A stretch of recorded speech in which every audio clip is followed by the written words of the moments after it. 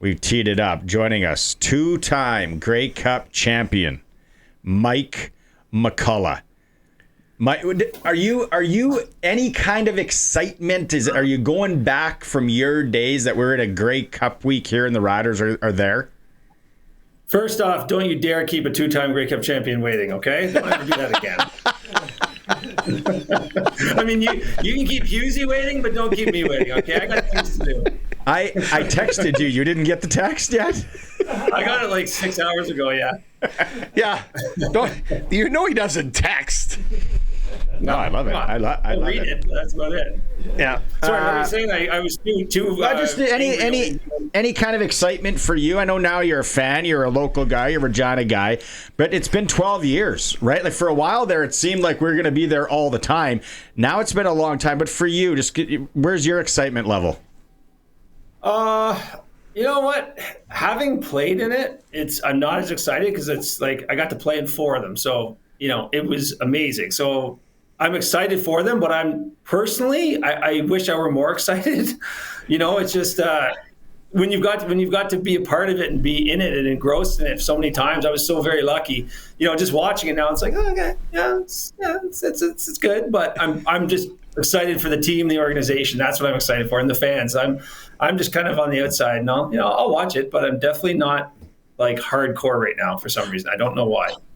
What advice would you give a guy that's played in 4, 1, 2?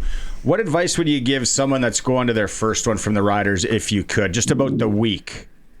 It's tough. You gotta. It's tough to dial in because the biggest thing is it's almost like practice becomes an afterthought because there's so much going on. You want to go to the luncheon, you want to see the awards, you want to, even guys like, I want to check out Riderville. Not the best idea. Trust me, if you're young, don't just check out Riderville because that's where you get your ego pumped up, right? You walk in there, it's like you're a friggin' huge celebrity. Like they recognize me in Riderville, which is ridiculous.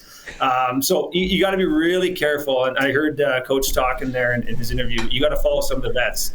Those guys know what to do. Be excited, enjoy the moment, but don't get moved off of your path, right? You're there to win, and then once you win, you can just let loose.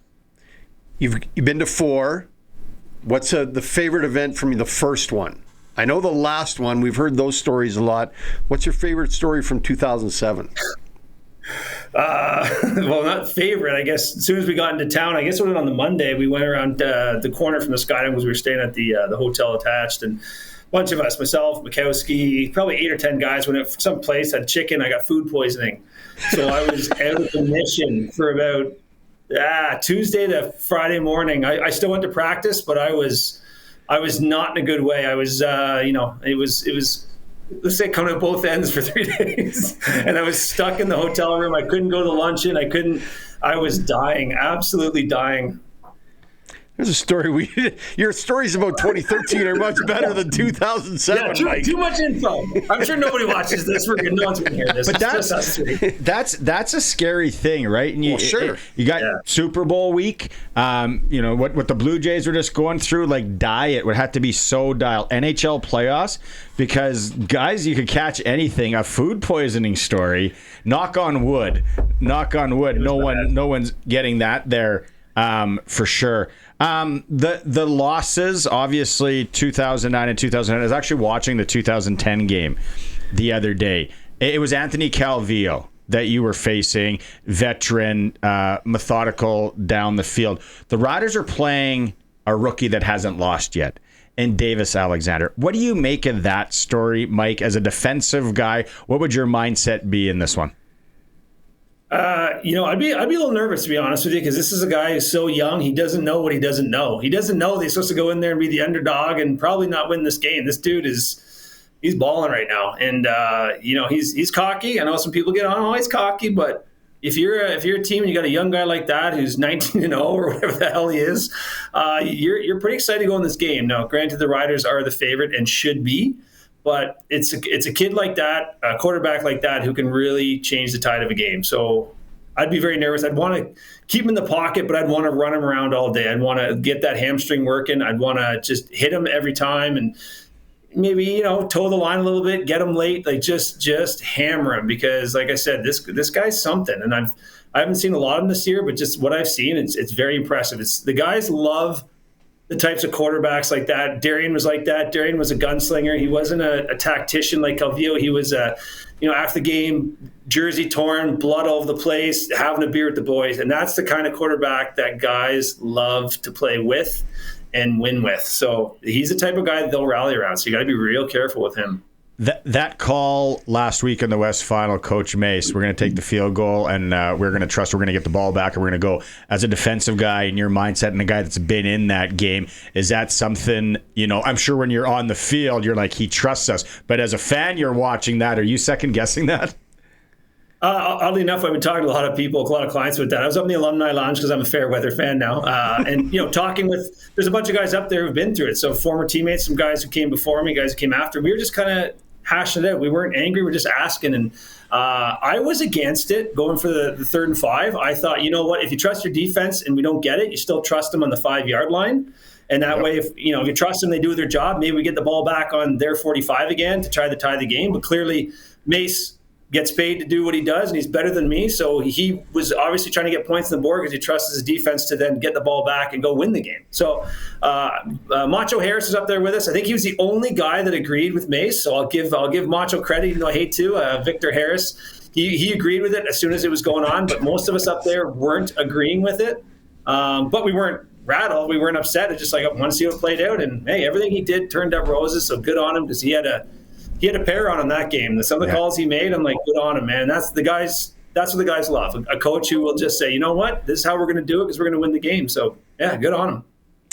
Let's take you to 2013, and I know you've got some epic stories of the Grey Cup, sleeping with it, driving your kids to school, all the rest of it. But one of your favorite stories is just the time you spent in the dressing room with the guys. Talk about that after you guys had the big silver bowl in your hands. Yeah, it was, after the game, it was great. It was myself, a couple of my buddies, my former teammate, Scotty Gordon, who came down for the game. We won in 07 together, and we had Bag, Dressler, some of our family members, and Brendan Tam was there. We were there the wee hours, and, I was the last one in. I told everybody I was going to basically outlast everybody, and I did. And I think it's the last time I've been able to outlast anybody in terms of partying. But, it was amazing. And, just even afterwards, I think I was in the locker room for an hour and a half after the game, and just being around the guys and knowing it was my last game, knowing I was going to take my pads off the last time. It was bittersweet, but I almost showered with my pads on. I was kind of so hesitant to take them off, but it was the locker room right after the game was probably the best of experience of all the experiences. Okay, I want to. Sorry, go ahead. Oh, no, go ahead. You got it. If you got anything else on 13, okay. I want to play this clip for you. Then I want to hear your comments. Second. McCullough will tell you. He would remember because he's got a photographic memory. Mike McCullough, man, what made him so good was just he just knew where everybody was supposed to line up. I felt like Mike McCullough, when I first got to the team, I mean, he really showed me how to be a professional because man, he had such a talent for absorbing what the coaches wanted to do. And when we would get on the field, Mike McCullough, the primary package Mike McCullough played in when we were younger was the Tiger package, where he was the middle linebacker. It was a package in which we would put some heavy emphasis on our defensive ends, but more importantly, it was protect against the pass. And man, me being young and dumb, emphasis on the dumb part at that point, just sometimes just really didn't know where to line up. And it was so nice to have McCullough out there because not only did I not know where to line up, sometimes nobody else knew. And McCullough we'd get the call in from the sidelines, and McCullough would he knew that we needed the help too, but he would just yell it out. Okay, hey Luke, we're going this way. Hey Fred, we're going. You know what I mean? Yeah. And guys like that help, but he'll definitely remember what I'm talking about.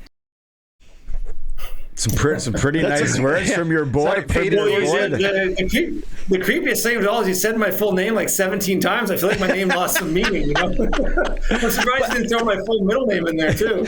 Okay, first I want to ask you about that. Is you were like a coach on the field. Are you seeing anybody on this current Rider defense that reminds you of you out there, Mike?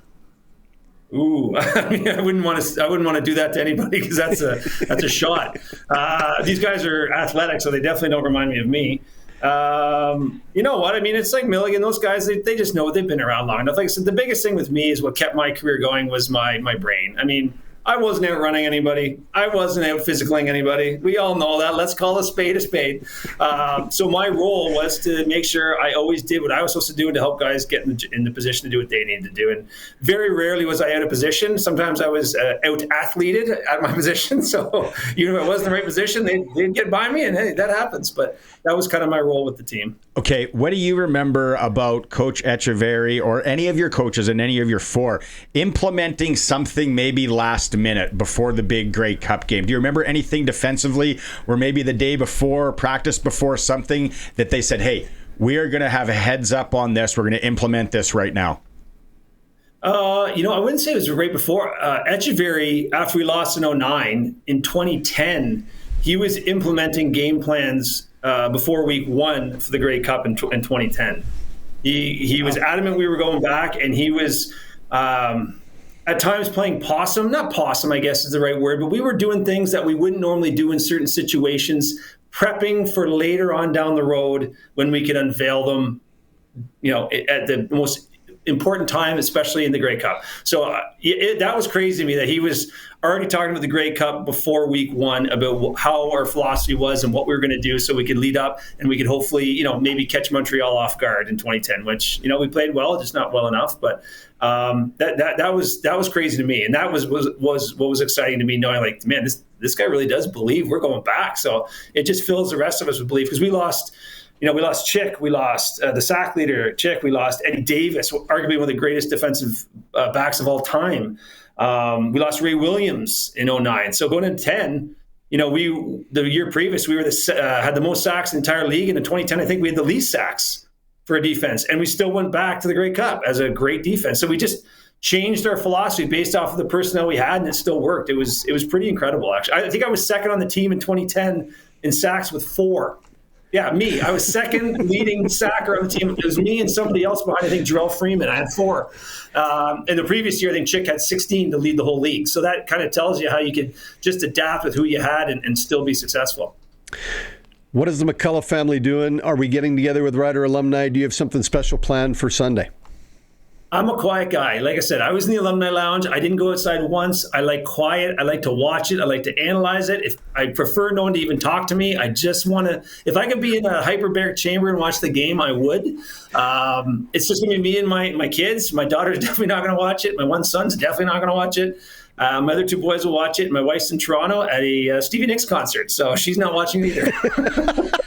That'd be pretty good too. A Stevie Nicks concert. Yeah, White Winged Dove. Yeah. What a tune.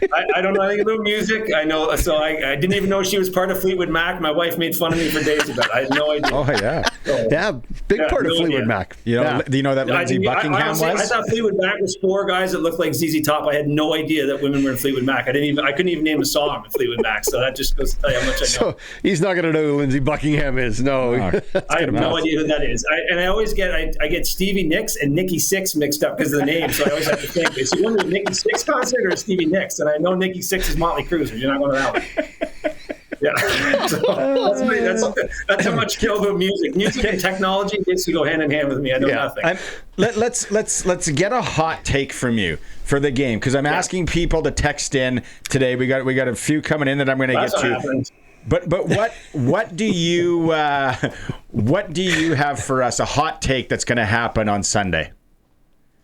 I'm saying a blocked kick of some kind, a blocked punt, a blocked field goal. That's going to be a big part of the game. I don't know when in the game, but it'll be a big special teams play, like a block kick, maybe even a punt return touchdown, something big on the special team side of things that's going to really open up the game. I like it. Yeah, I like it. I can see it too. I can see it happening. Yeah, I can see it happening. I like it. I knew this would be fun. It always is. While I got you on the line, is Will coming to play? I don't want to have to text you. He's down with the flu right now. He has been Food poisoning. On the couch for 4 days. He can't even talk, which is kind of nice because he's actually quiet for once in his life. But I will find out. I got to talk to him. But he has been out of commission for 4 days. Okay, let me know when I got to text you that contract. I'm trying to get his boy to play on my flag team. So I knew there was an angle. I knew there was an angle. I would expect a new shiny vehicle to end up in my driveway in the next month, but we'll talk. It'll be shiny. How new it'll be is a different thing, but it'll be shiny. That's right. All right, Mike. Have a good one. Have a good weekend. Enjoy the game. All right, guys. Thanks for having me.